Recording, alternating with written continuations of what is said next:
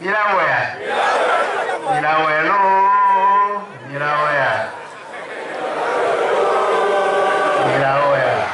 Merci beaucoup.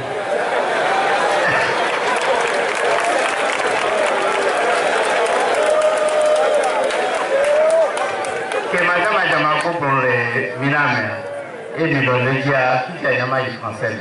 C'est une différence pour les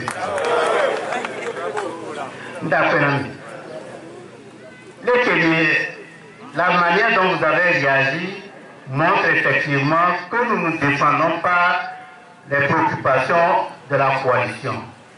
La coalition porte ce que la population veut. C'est ce que vous venez de nous montrer. Je vous remercie.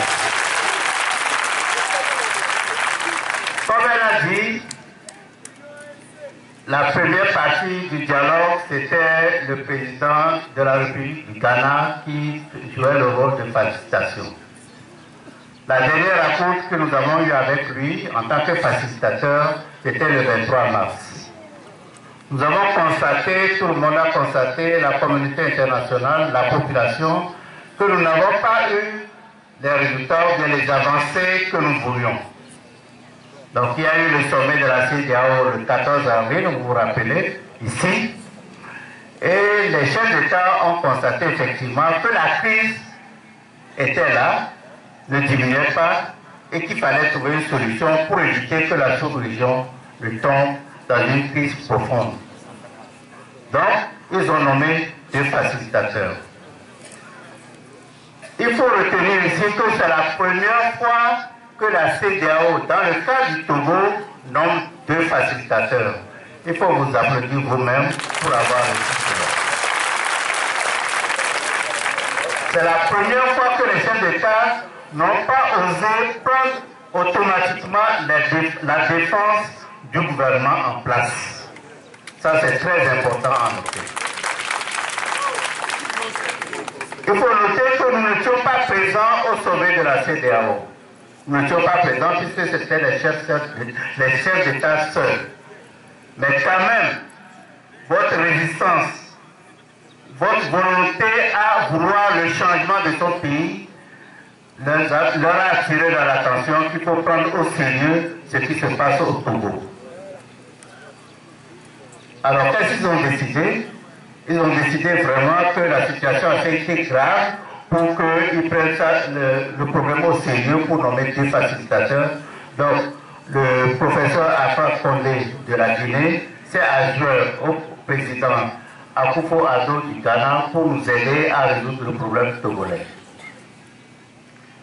Ils avaient un mandat de discuter avec nous et faire des recommandations au prochain sommet de la CEDEAO pour qu'on cherche une voie de sortie de crise. C'est ça le mandat qu'ils ont eu. Donc c'est discuter avec nous, les différents protagonistes, le C14 et le gouvernement, ainsi que la société civile, pour voir quelle est la crise, les causes de la crise, les solutions que nous envisageons de chaque côté. Alors, avec ce mandat, vous vous rappelez, ils sont venus nous rencontrer ici le 26 juin, les deux présidents. Qu'est-ce qu'ils sont venus faire? Nous expliquer à nous, la coalition des C14, la coalition des partis politiques de l'opposition. Ils sont venus nous expliquer leur mandat. Ils ont fait la même chose aussi pour la partie gouvernementale. Et aussi recueillir ce que nous voulons. Quelles sont nos propositions de sortie de crise? C'est ça que nous avons fait avec eux dans la demi-journée du 27 juin. Et après, ils ont fait la synthèse qu'ils nous ont présentée dans leur communiqué. Qu'est-ce que nous leur avons dit? Madame Adjamako l'a dit, mais je vous le reprends. Quelle est notre solution de sortie de crise? Qu'est-ce que nous pensons? Qu'est-ce que nous pensons avoir traduit des préoccupations de la population togolaise? Premièrement, nous avons dit qu'il faut libérer tous les détenus politiques. Le premier point. Le deuxième point, nous avons dit qu'il y a des Togolais qui ont fui le pays à cause de l'insécurité qui existait chez eux, à cause des intimidations, à cause des brutalités dont ils étaient victimes. qui sont au Ghana, qui sont au Bénin, et d'autres se sont déplacés à l'intérieur du pays. Il faut qu'on crée des conditions pour qu'ils puissent revenir chez eux. Troisième point, nous avons dit qu'il y a des villes dans ce pays où l'opposition ne pouvait pas faire des manifestations, notamment Mango, Bafilo, Sokone. Il y a d'autres villes aussi, Kara, Chamba, etc., Aboué, etc. Donc c'est des points sur lesquels nous avons insisté. Il faut que les leaders d'opposition, ou bien les partis politiques d'opposition, ou bien la population, la société civile, aient la possibilité de manifester où besoin sera. Donc c'est là le troisième point. Ensuite, ce qui est important, nous avons dit qu'il faut des réformes. Des réformes, elle a insisté sur ça. Le premier point, c'est la réforme, le retour à la Constitution de 92. Avec le bout de phrase, en aucun cas, lui ne peut faire plus de 2 mandats. C'est un point totalement non négociable pour nous. C'est ce que nous souhaitons également.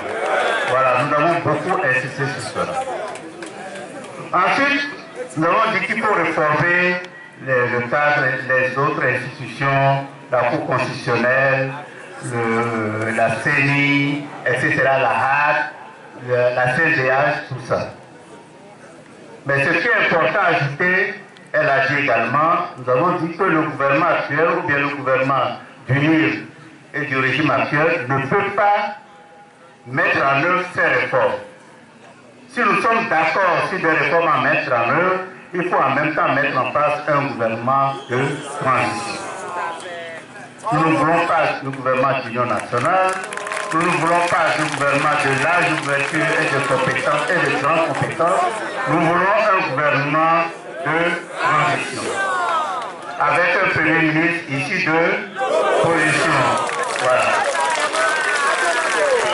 Mais ce n'est pas fini. Nous nous rappelons de ce qui s'est passé sous la transition de Kofido. Cette transition a eu des problèmes de sécurité. Nous avons dit que pour que cette transition puisse marcher, il faut que l'armée puisse entrer dans les casernes. Il faut également qu'il y ait la possibilité d'observateurs militaires internationaux.